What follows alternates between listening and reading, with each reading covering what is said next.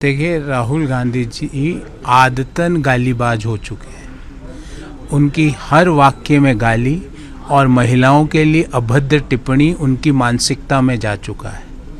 जो व्यक्ति एक विदेश की चुनी हुई राष्ट्रीय अध्यक्ष के लिए ऐसी भावना रखता हो, वह हमारे देश की मातृशक्ति के लिए क्या सोचता होगा, इसका नमूना राहुल गांधी जी ने दिया। वो आदतन गालीबाज हो चुके हैं और वह आदतन महिलाओं के लिए अभद्र टिप्पणियां और सार्वजनिक जगहों पर अभद्र और डबल मीनिंग बातों का उपयोग करना उनकी आदत बन चुकी है। जिस तरह पूर्व में उन्होंने हर जगह जाके कोर्ट दर कोर्ट, नागपुर से लेके बेंगलोर तक और रांची से लेकर लखनऊ तक जाके अपने गलत बयानी के लिए, ओछी, घटिया और निम्न मानसिकता के लिए माफिया मांगी, अभी भी वो माफिया मांगते घूमेंगे। क्योंकि देश का ये दुर्भाग्य है हम सब लोगों का कि हमारे देश का संवैधानिक पद पर बैठा व्यक्ति इस तरह की ओछी, घटिया और निम्न मानसिकता का शिकार है। मैं दुनिया के सभी लोगों से भारतीय होने के लिए हाथ जोड़ के माफी मांगता हूं कि हमारा संवैधानिक पद पर बैठा हुआ लीडर ऑफ अपोजिशन की बातों से अगर आपको ठेस पहुंची हो तो मैं माफी मांगता हूं। हम शर्मिंदा है कि हमारा लीडर ऑफ अपोजिशन इतना निम्न, ओछा और घटिया मानसिकता वाला व्यक्ति है।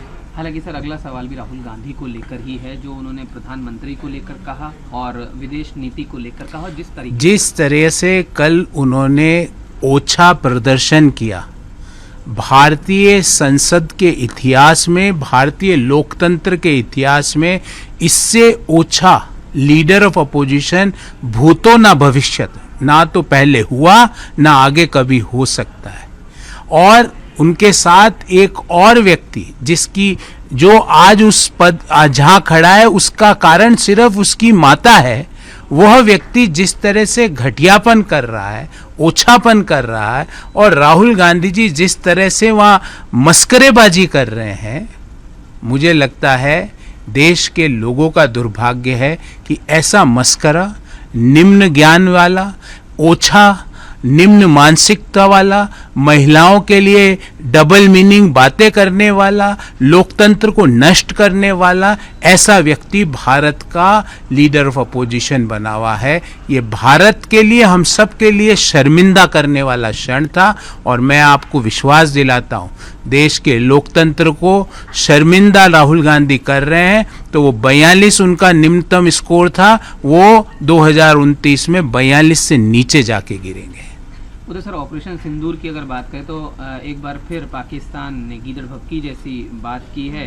शहबाज शरीफ ने तो ये फिर से रक्त और देखिए, ये एक फ्रस्ट्रेशन है पाकिस्तान का कि जब ऑपरेशन सिंदूर शुरू हुआ और शुरू होने के कुछ ही घंटों के अंदर भारत की वायुसेना ने, भारत की नौसेना ने, भारत की थल सेना ने जिस तरह से चौतरफा घेराबंदी करी और वायुसेना ने घर में घुस के आतंकी ठिकानों को पाकिस्तान में नेस्तनाबूद किया, और कुछ ही घंटों में पाकिस्तान घुटनों पर आके त्राहिमाम त्राहिमाम चिल्लाकर हाथ जोड़कर विनती करने लगा कि सीज फायर कर लीजिए।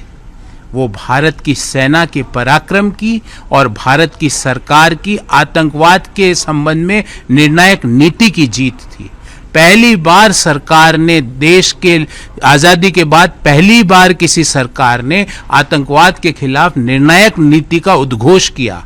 जब देश के प्रधानमंत्री ने कहा कि water and blood can't move together, जब देश के प्रधानमंत्री ने चुनौती देते हुए कहा कि भारत में अगर किसी भी तरह का पाक प्रायोजित आतंकवादी घटना होगी तो उसे एक्ट ऑफ वॉर माना जाएगा और एक्ट ऑफ वॉर के हिसाब से उसका जवाब दिया जाएगा, तो पाकिस्तान फ्रस्ट्रेशन, डिप्रेशन और अपनी हार की खीज, जो उसको हर दफा भारत की पराक्रमी सेना ने उसको मुंह तोड़ ऐसा जवाब दिया कि वो घुटनों पर आया, उस हार की खींच को अपने लोगों के सामने मिटाने के लिए इस तरह के उलझुल बयान देता है।